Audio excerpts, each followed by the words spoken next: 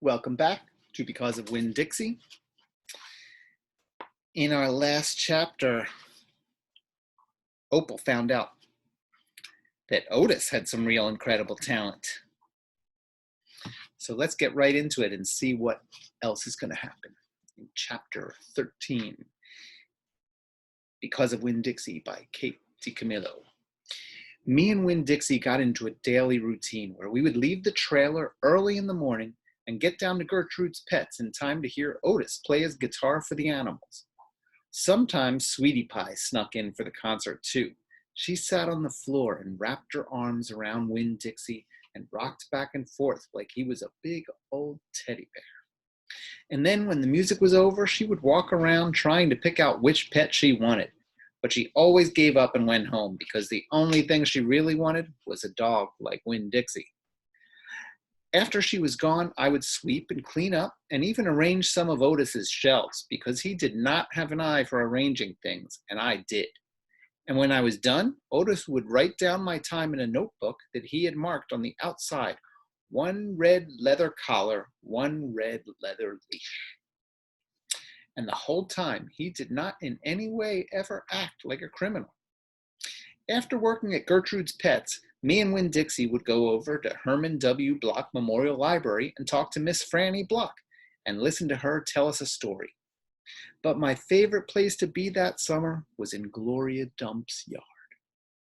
And I figured it was Winn Dixie's favorite place to be too, because when we got up to the last block before her house, Winn Dixie would break away from my bike and start to run for all he was worth, heading for Gloria Dump's backyard and his spoonful of peanut butter.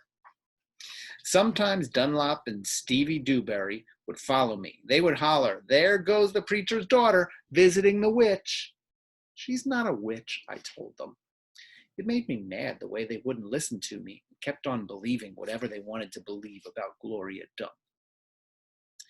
One time Stevie said to me, "My mama says you shouldn't be spending all your time cooped up in that pet shop and at that library, sitting around talking with old ladies. She says you should get out in the fresh air and play with kids your own age. That's what my mama says." "Oh, lay off her," Dunlop said to Stevie. Then he turned to me. "He don't mean it," he said. But I was already mad. I shouted at Stevie. I said, "I don't care what your mama says. She's not my mama, so she can't tell me what to do."